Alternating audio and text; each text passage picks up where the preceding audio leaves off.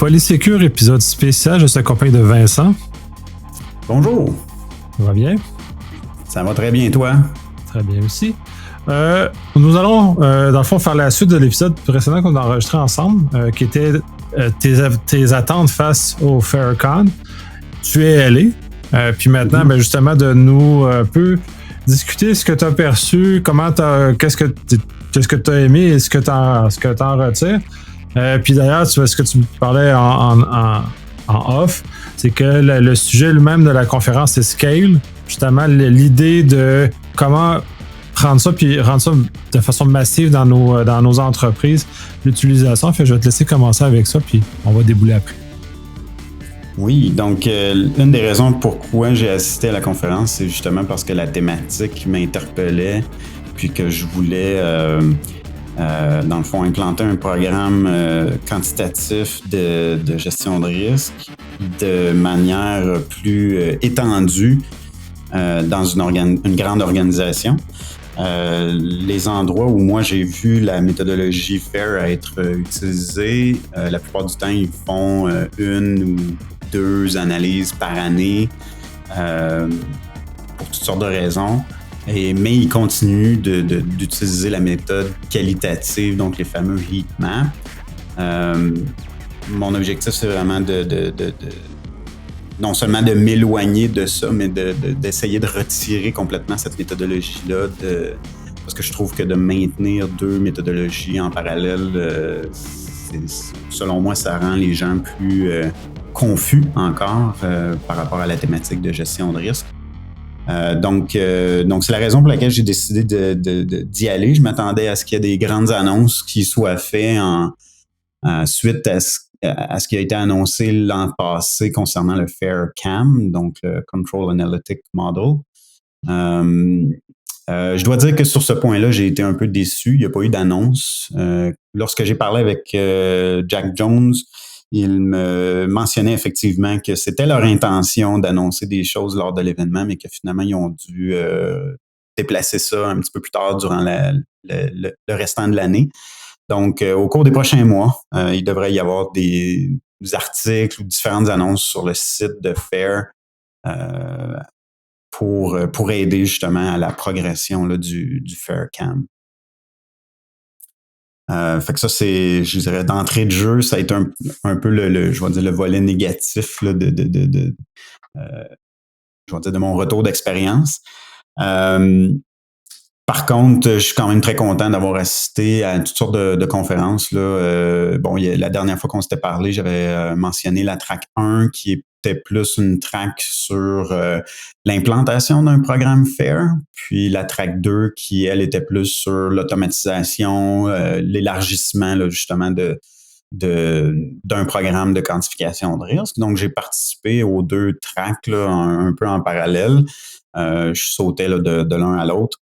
Mais à ce niveau-là, j'ai quand même eu des belles, je vais dire des beaux apprentissages, puis des beaux insights là, sur la méthodologie, puis comment implanter ces programmes de quantification de risque. Là. Oui, puis ce que tu me mentionnais aussi, c'est le volet d'automatisation aussi. Justement, le fait de scaler était un des éléments qui était rentré d'entrée de jeu. Puis je pense que ce qui va nous permettre, tu parlais une ou deux fois par année, ben ça va nous permettre de mettre ça plus en continu, si on veut, puis de façon plus élargie dans l'entreprise. Oui, puis en fait, je me rendais pas compte je vais dire, certaines complexités techniques. Je parlais avec un revendeur là, qui avait un kiosque lors de la conférence qui me disait que techniquement, c'est d'élargir la méthodologie FAIR, donc le scale là, dont on parle. Il disait d'automatiser ça dans un système, par exemple de GRC ou des trucs comme ça. Et il dit avec la simulation Monte Carlo, il dit c'est impossible. Il dit il n'y a pas assez excusez l'anglicisme, là, de compute power là, qui est suffisant pour pouvoir rouler ces simulations-là en parallèle pour tous les types de scénarios, pour à toutes les fois qu'il y a, entre guillemets, une mise à jour je vais dire, des paramètres d'une analyse. Fait que ça, j'ai trouvé ça intéressant. En particulier, ce revendeur-là a développé une technique de calcul, je vais dire, propriétaire, qui est le revendeur est ouvert à communiquer sa technique sous NDA, là, en signant une entente de confidentialité avec le revendeur. Il y a possibilité d'avoir accès à cette information-là. Donc, c'est quand même pas... le revendeur, en faisant ça, essaie de pas être une boîte noire, là, donc de quand même démontrer, je vais dire, patte blanche là, par rapport à sa méthodologie. Parce qu'un des attraits de la méthodologie FAIR est effectivement là, qu'elle a été, je vais dire, qu'elle est reconnue, ouverte, transparente. Donc, tout a été revu par des experts, etc. Donc, pour garder ce volet-là, il se garde la possibilité d'échanger avec des tierces parties sous le respect de la confidentialité. Mais là, je m'éloigne un peu, mais tout ça pour dire que en assistant à certaines conférences de présentateurs qui ont élargi le programme, qui ont automatisé certains scénarios, ils ont automatisé le calcul avec certains paramètres, avec certains critères, certains métriques précis. Mais je voyais d'une conférence à l'autre là, que encore là, il y a certaines entreprises qui ont développé je vais dire, un modèle simplifié. Je vais appeler ça comme ça, pour arriver à leur fin. Donc, puis il y était au courant là, qu'il n'y a pas, je vais dire, de recette miracle, puis que c'était un début, puis qu'il était ouvert à l'amélioration, puis au feedback ou aux commentaires, je devrais dire, excusez-moi, par rapport à leur méthode. Donc, il n'y a pas vraiment encore là de recette miracle, mais je trouvais ça intéressant là, de voir que, dans le fond, l'industrie est en train d'essayer de se mettre en place pour arriver à ça. Ça de mettre à la disposition des outils ou des façons, des approches justement qui permettent d'être plus agile avec ce genre de choses. C'est très utile parce que plus on va l'utiliser, plus ça va être nécessaire d'avoir justement cette souplesse-là, cette capacité-là. Très intéressant. Oui, puis je dirais que c'est la même chose avec d'autres vendeurs que j'ai vus. Donc, dans le sens qu'ils appliquent la méthodologie FAIR dans leurs outils de GRC, mais pas nécessairement avec la simulation Monte Carlo, justement à cause des restrictions techniques là, que ça amène. Tu vois, ça, j'avais même pas songé à ça là, ultimement. Mais c'est intéressant là, d'avoir cette perspective-là.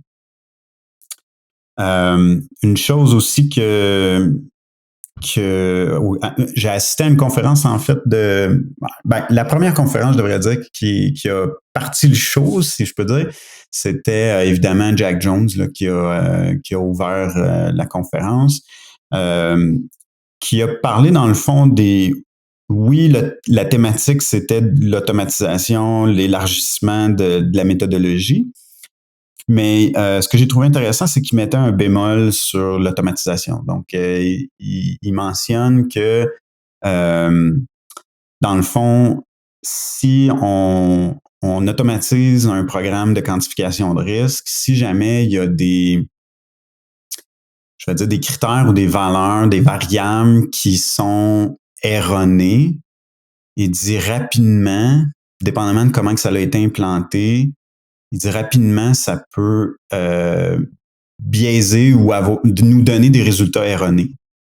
Donc, de manière exponentielle, puisque au lieu de le faire, je vais dire entre guillemets, de faire l'erreur sur une analyse, ben là, il dit c'est répercuté sur toutes tes analyses. Donc, de manière exponentielle, tu peux avoir, je veux dire,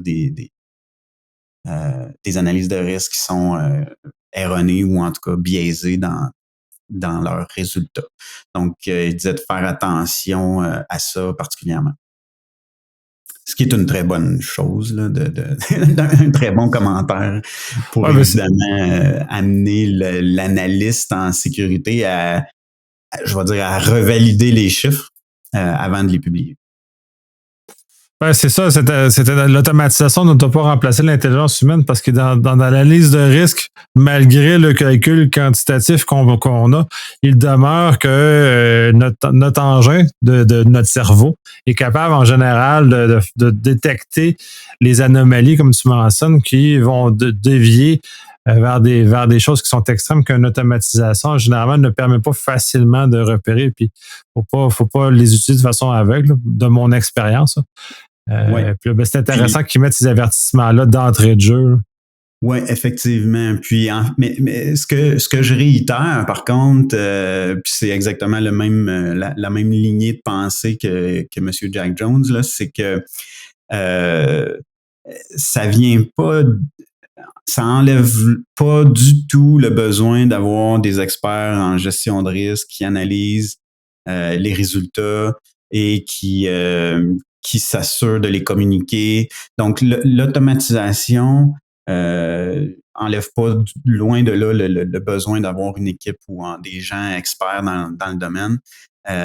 Mais de ce que j'ai vu dans la plupart des organisations, petites ou grandes, c'est que les équipes attachées à la gestion de risque sont souvent très petites. Donc, c'est sûr que je pense que l'automatisation va jouer un rôle de plus en plus important compte tenu du fait qu'il y a de plus en plus je vais dire, d'actifs dans la portée de nos analyses.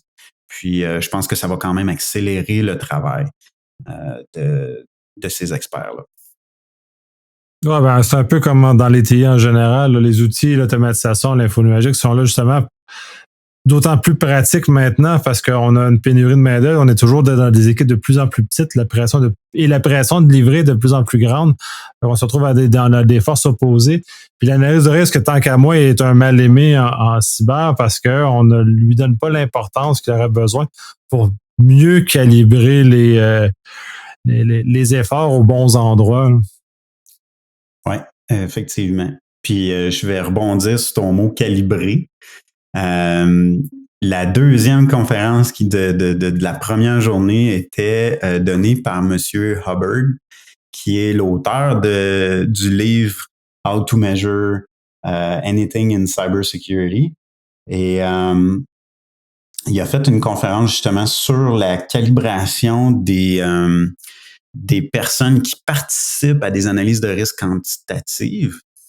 Donc, je ne sais pas si tu te souviens, quand j'avais fait la conférence à Québec durant la semaine numérique, j'avais mentionné brièvement, j'ai pas vraiment abordé ce sujet-là, là, mais j'en avais effleuré un peu le sujet, comme quoi la calibration était importante, mais je dois avouer que qu'est-ce que ça veut dire calibrer? Puis en fait, la conférence, c'était justement sur tout ça. Même, je dirais, il a donné beaucoup de détails très pointus, plus qu'on en aurait voulu peut-être, jusqu'au point là, de montrer les statistiques puis les tests scientifiques qu'ils ont fait à travers les dernières années.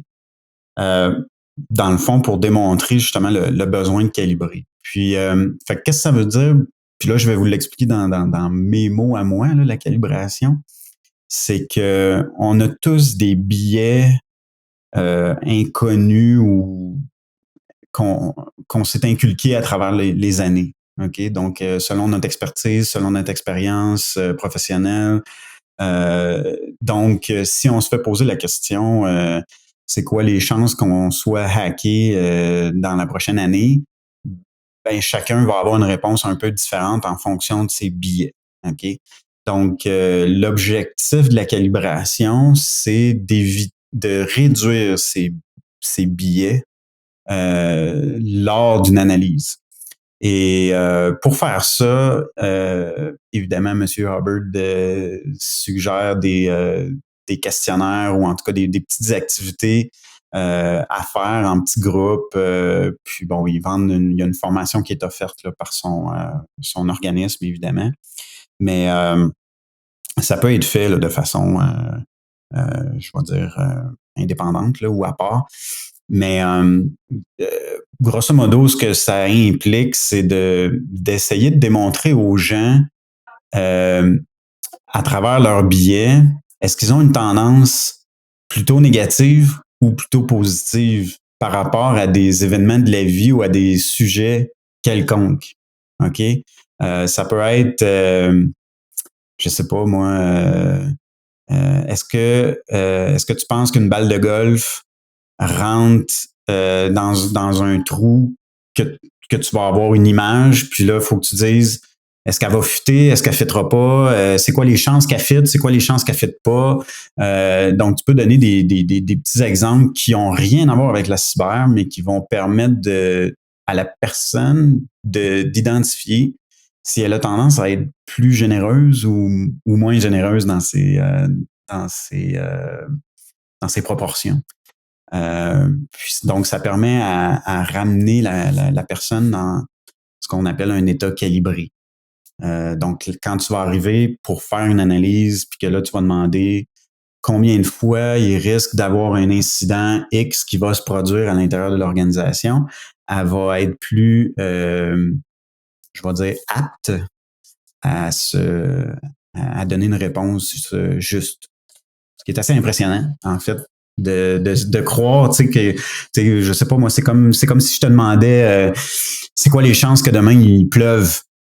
Puis, puis là, ben, on analyse évidemment, les réponses vis-à-vis des éléments qui peuvent être trouvés sur Internet. C'est facile de trouver la réponse sur Internet. C'est quoi les probabilités qu'il pleuve demain? On peut aller sur Météo Média, puis on va le voir. Donc, c'est très intéressant parce que ça ramène aussi, là, tu ramènes les exemples de la balle de golf, mais c'est un peu l'exemple du verre à moitié plein, à moitié vide. C'est un peu dans cette perspective-là où les gens vont avoir justement un biais qui va tenter vers les éléments plus négatifs. Donc, plus sévère ou donc plus positif, plus ouvert ou peut-être trop généreux dans certains égards. Fait que, moi, je sais d'avance que je me situe dans le côté un peu trop positif, ce qui fait que je vais avoir il faudrait que je me recalibre plus au centre, comme tu dis. Ouais. Fait que ça, c'était intéressant. Ouais. Une autre conférence que j'ai assistée, que j'ai bien aimée, elle parlait des objections souvent que les organisations ou certaines personnes vont avoir à la mise en place d'un programme FAIR. C'était une conférence qui était donnée par un directeur de Netflix. Donc, eux, ça fait à peu près 2 ans là, qu'ils roulent avec un programme FAIR chez eux. Et donc, ils sont arrivés avec, je vais dire, certaines de ces objections-là, les plus courantes, puis évidemment avec des arguments là, pour démontrer qu'est-ce qui peut être fait pour les contrer. Une de ces objections-là, c'était de dire ben, la technique FAIR est nouvelle. C'est vrai que ça fait une dizaine d'années que FAIR existe seulement. Et il n'y a pas beaucoup de gens qui sont formés à cette technique-là, qui la connaissent. Par contre, le contre-argument à ça, que j'ai trouvé assez intéressant, c'est que la méthodologie en soi ne nécessite pas je vais dire, des connaissances avancées en statistique ou en comptabilité, bien que ce soit quantifié avec des signes de dollars. Elle n'exige pas de la personne qui fait l'analyse là, d'avoir comme je dis, là, des connaissances pointues ou un doctorat en statistique. Donc ça, c'est un mythe en réalité là, qu'il faut absolument que toutes les personnes qui font des analyses FAIR soient certifiées et experts en mathématiques. Surtout que ce qu'ils ont mentionné, puis là, je sais que Jack Jones le dit aussi, c'est que la méthodologie est basée sur des techniques qui sont utilisées depuis des centenaires. Donc, juste au niveau des compagnies d'assurance, c'est des techniques de calcul qui sont utilisées, qui sont reconnues. Puis je fais moi-même souvent le rapprochement avec une assurance automobile. Quand j'essaie de donner des formations ou en tout cas d'expliquer FAIR à certaines personnes. Là. parce que je fais souvent le parallèle parce que ça, quand on adhère à une assurance automobile, il y a des critères qui font qu'on paye plus cher. Donc, si tu as une voiture rouge, si tu as 20 ans, tous ces critères-là, on les connaît tous. Mais quand on appelle notre assurance ou notre assureur ou un assureur potentiel, il nous pose toutes ces questions-là pour justement définir c'est quoi notre probabilité d'avoir un accident ou une requête en assurance. Où est-ce qu'on habite, est-ce que tu as un garage fermé, etc., etc. Donc, tout ça, ce sont les paramètres, je vais dire, équivalents à des paramètres qu'on peut utiliser dans une analyse en cybersécurité. C'est évidemment pas les mêmes questions qu'on va poser, mais c'est exactement le même objectif. À la fin de la journée, ils vont définir, OK, ton taux ou ta probabilité que toi, tu aies un incident en fonction de tous ces paramètres-là et de, je sais pas moi, 0,81%, quelque chose comme ça. Puis, c'est comme ça qu'ils définissent ta prime d'assurance. Fait que c'est le même principe avec FAIR. Là, je donne un exemple d'assurance, là, mais c'est le même principe avec des états financiers ou les risques de crédit, etc. Donc ça, j'ai trouvé ça intéressant. Je l'avais pas vu comme ça. Mais puis de l'autre côté, ben, il mentionnait que les techniques qualitatives en gestion de risque, donc les fameux heat maps, eux, ça fait seulement 20 à 30 ans que ça existe. Ça n'existait pas avant. Donc, contrairement aux méthodes qualitatives, la méthode quantitative, elle, est beaucoup plus reconnue et a un historique, une ancienneté qui est beaucoup plus longue. Donc, c'est ça s'appuie sur des moyens qui prédatent leur utilisation. Là. C'est juste le fait que là, tu parles des assurances et les actuaires ont fait beaucoup de calculs justement dans cet univers-là pour arriver à ces éléments-là. Donc oui, ça s'appuie sur un corpus de connaissances qui est très robuste. Mm-hmm. Exact. Puis, je veux dire, ça remonte même jusqu'aux Romains. On faisait ils prenaient des décisions en fonction des risques. C'est juste qu'on ne l'appelle pas comme ça. On le fait naturellement. On s'en rend pas compte, mais à tous les jours, on prend des décisions basées sur notre tolérance au risque. C'est juste qu'on s'en rend pas compte. Parce qu'on le fait intuitivement. Mais on a des biais qui font que des fois, on va prendre des décisions que quelqu'un pourrait dire c'est irrationnel parce qu'on a des biais, puis on n'a pas justement réfléchi de manière, je vais dire, structurée, poussée la question. Juste durant la période de la COVID, on a vu plusieurs personnes qui prenaient des décisions qu'on pourrait juger non pertinentes ou réfléchies. Là. Donc, mais après ça, encore là, c'est le biais de chacun. Mais c'est ça. Donc, ça, c'était la première objection. Une autre objection, c'est que les analyses sont souvent en anglais, ils disent flawed, là. Excusez, mon français aujourd'hui, je sais pas, je cherche mes mots, mais sont. Ouais, c'est ça, j'ai pas plus de traduction. Moi aussi, ça fait juste comme. Oui, je comprends, mais genre faible ou pas biaisé. Biaisé, c'est pas le bon terme, là. Je dirais qu'il y a certaines. Que dans le fond, le résultat serait pas bon à cause qu'on n'a pas des données pertinentes sur le sujet. Puis, ce qu'il mentionnait encore là, c'est que la plupart du temps, les personnes qui vont soulever cette objection-là, c'est qu'en réalité, ils ne comprennent pas l'objectif d'une analyse de risque.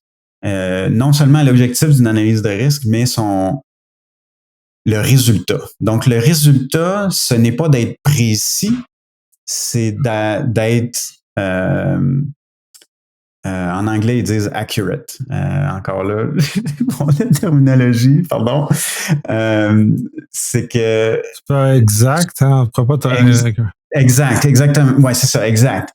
Donc, je donne encore, je vais revenir au livre, dans le fond de la méthodologie FAIR, c'est que quand on suit le cours, ils vont dire, par exemple, est-ce que c'est bon de dire qu'on va avoir une perte de 2 millions, puis de dire ma perte, c'est 2 millions. À chaque fois qu'il va y avoir cet événement-là, ma perte, c'est 2 millions.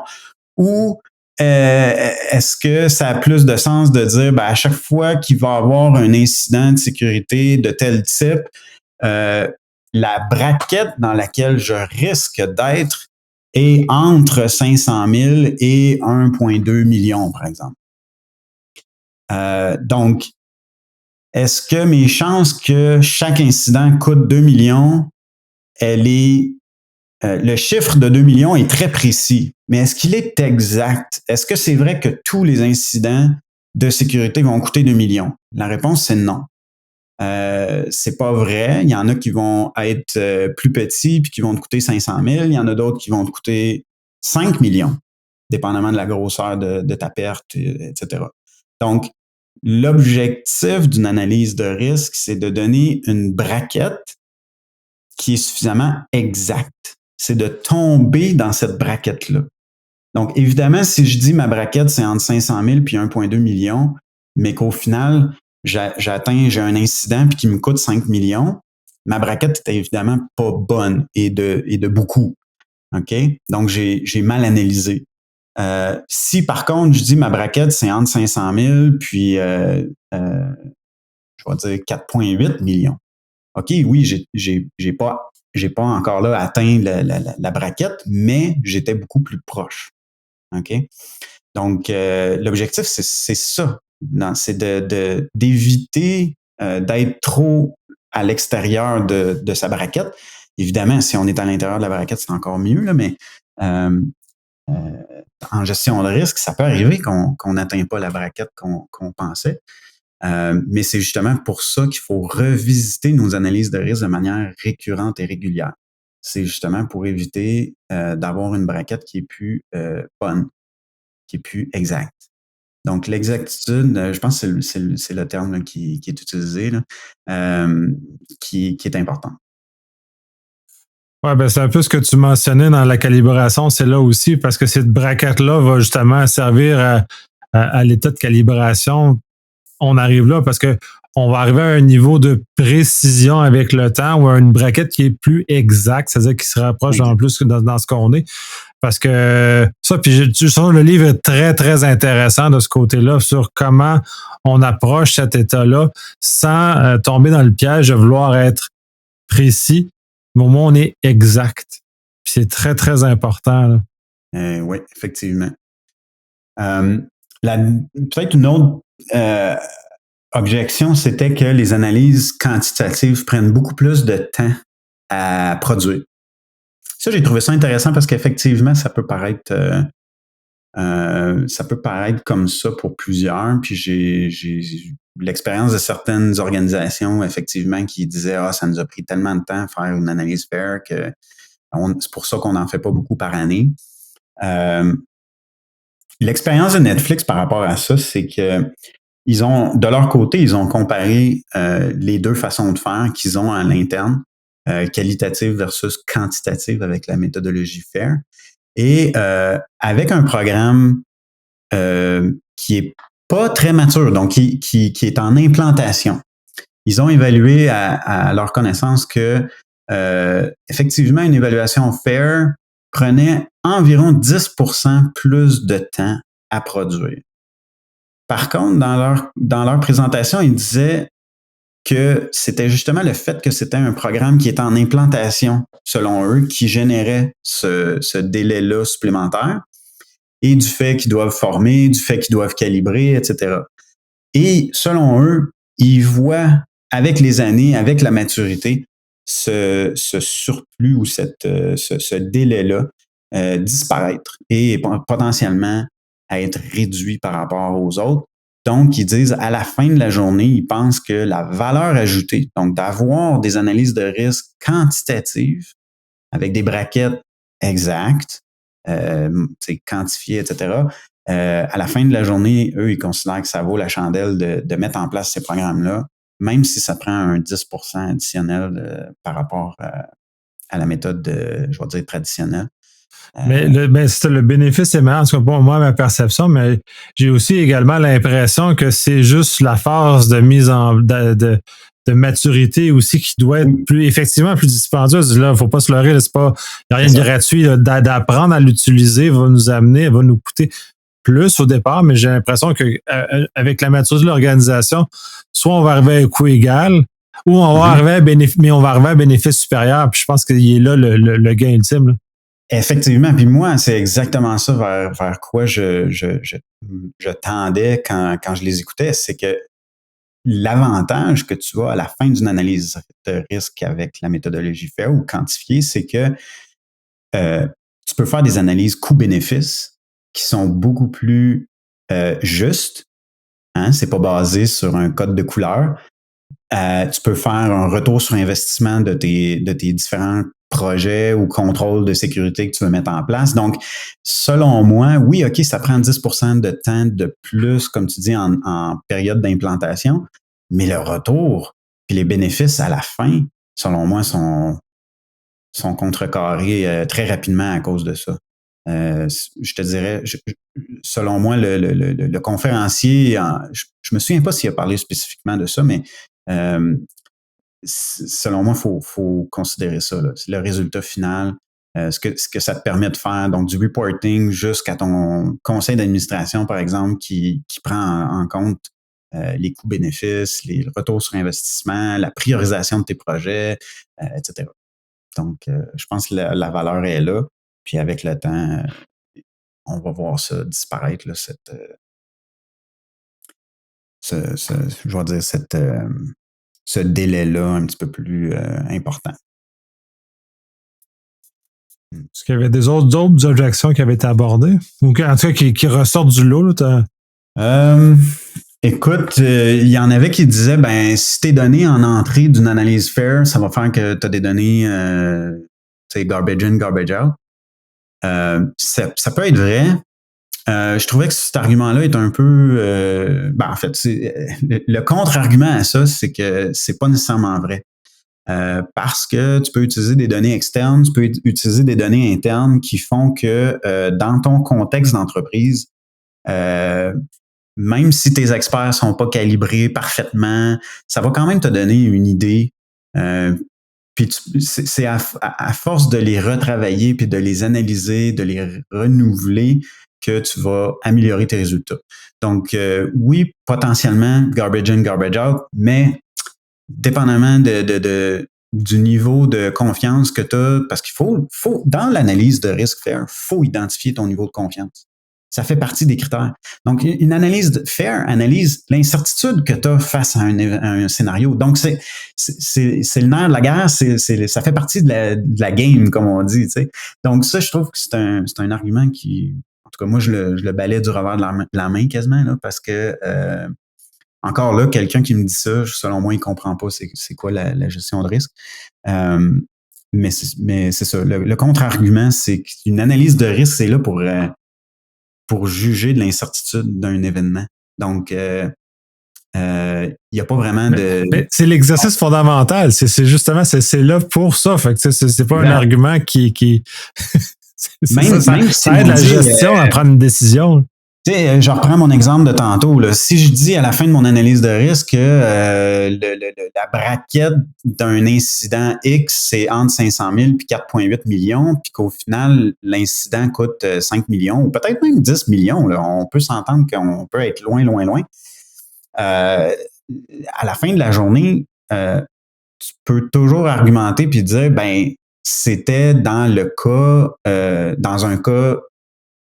C'est d'ailleurs la raison pourquoi, dans une analyse de risque, il faut toujours documenter le contexte, nos arguments, pourquoi qu'on a documenté tel paramètre de telle façon, quels critères qu'on a regardés, etc. Parce que quand un incident va survenir, peut-être qu'on n'a pas regardé, je vais dire, toute la portée ou toutes les données qu'il aurait fallu, c'était dans un contexte X, etc.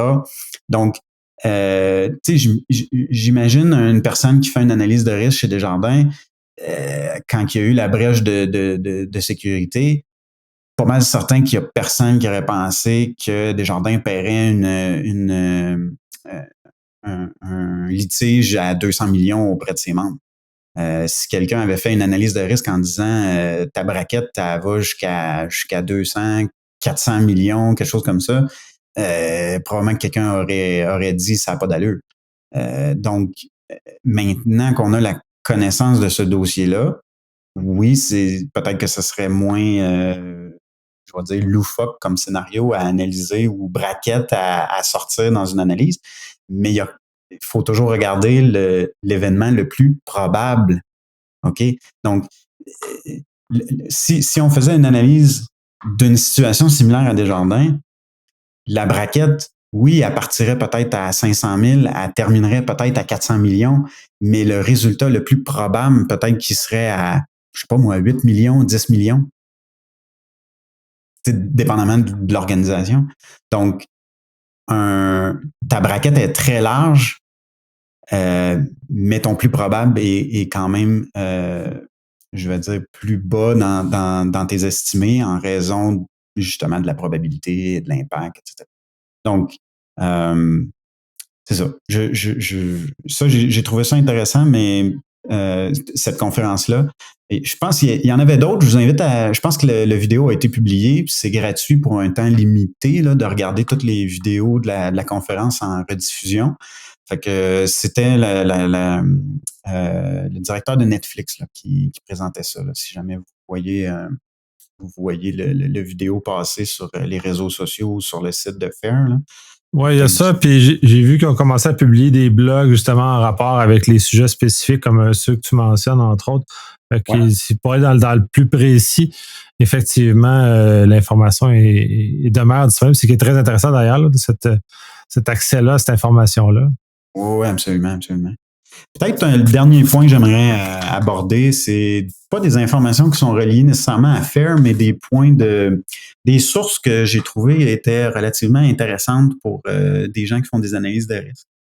Une des sources que moi j'utilise pour d'autres raisons, pas juste pour des analyses de risque, là, mais si vous êtes un investisseur dans des entreprises publiques, quelqu'un qui s'intéresse vraiment à une entreprise, normalement, va lire les documents qui sont soumis par ces entreprises-là de manière publique.